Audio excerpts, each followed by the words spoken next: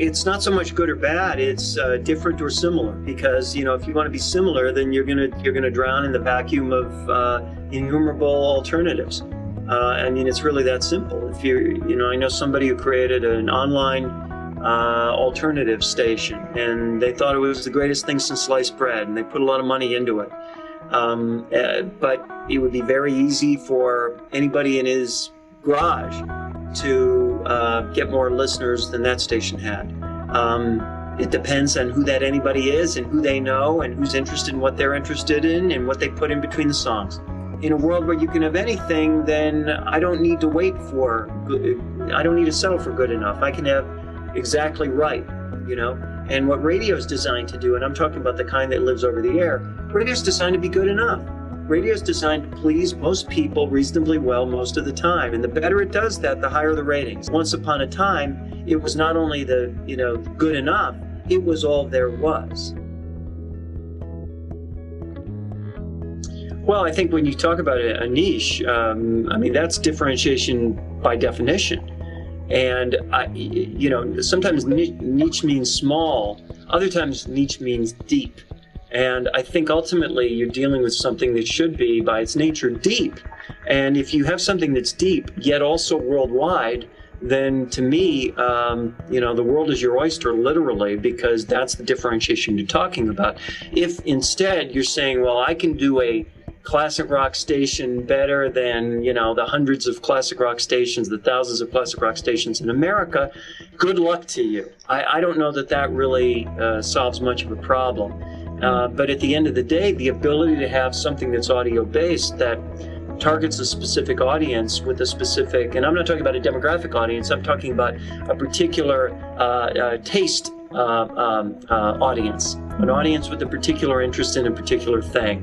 We can call that niche, we can call that niche, but ultimately I prefer to think of it as deep. I like horror movies, okay? I like sci-fi and horror movies. One of the most popular magazines in that genre and websites in that genre is Fangoria.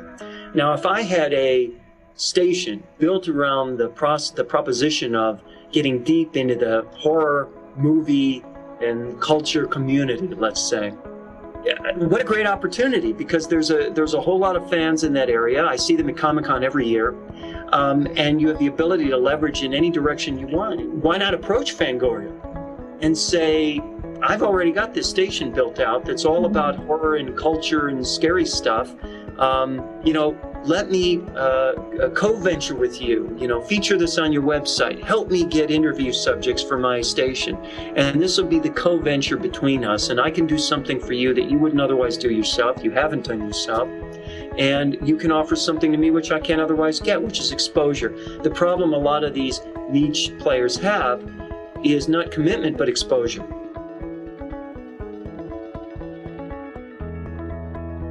Because people chase ornaments rather than focusing on their core. They say, well, I've got to have my Facebook widget in there so that people can see what's happening on the Facebook page, and I've got to have my share this thing in there, and all the, before you know it, your site becomes, there's my YouTube widget, and there's this widget. Your site becomes a collection and aggregation of widgets rather than anything which has any center to it. So the first question is, what are you about at all? And if you're going to build a channel, if you're going to build a station, if you will, then theoretically there should be some what are you trying to bring to life in the first place, and build the platform around that. I'm preparing another presentation, and I'm talking about kind of the two key elements of this media sandbox. And there are two things. One is having a human voice, and two is having a point of view. And those are kind of the hallmark characteristics of great brands.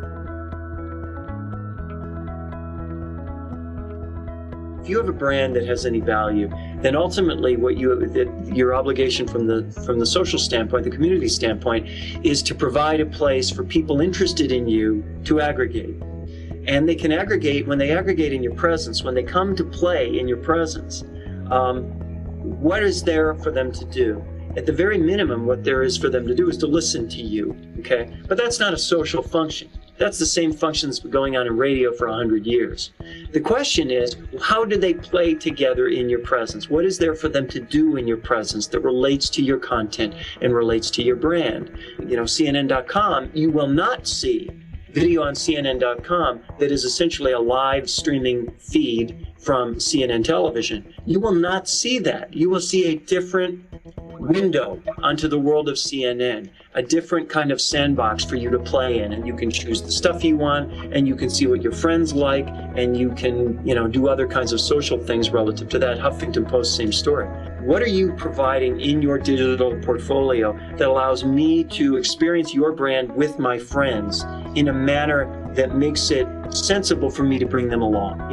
If I'm a horror fan, and I got a lot of horror fans, and you're running an interview with John Carpenter, then can I chat with John? Can I chat with my friends while they're chatting with John? Can we all chat with the host and John? You're providing the arena. Well, there are two different issues, though, where radio's headed and where revenues are headed, right?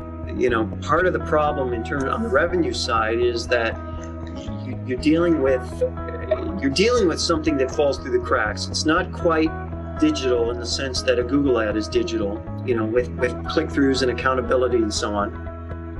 And it's not quite radio in the sense that radio is ubiquitous and easy to buy, and every agency has a radio budget and so on. So it's neither nor. It's kind of a new category, this online radio thing.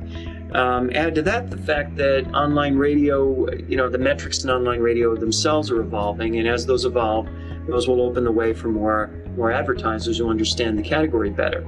And it'll be up to the iHeartRadios and the Pandoras to kind of lead that charge.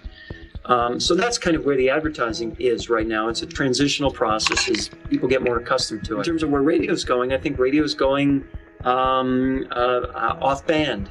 Radio's going beyond radio into other forms of media because, look, radio is, in a nutshell, is at its heart simply a distribution channel. A distribution channel for what? A distribution channel for content. Well, content doesn't need to be specific to radio. Content can live across many different categories, and the same is true of online radio, which is why I say that people should think of their efforts as the goal of creating entertainment experiences. If it's content that I have, not simply a station that I'm creating, then that content should live and breathe across channels. That's what a multi-platform experience is all about. And the beauty of the internet is that it gives the power to everyone to create, to add dimensionality to everything for little or nothing.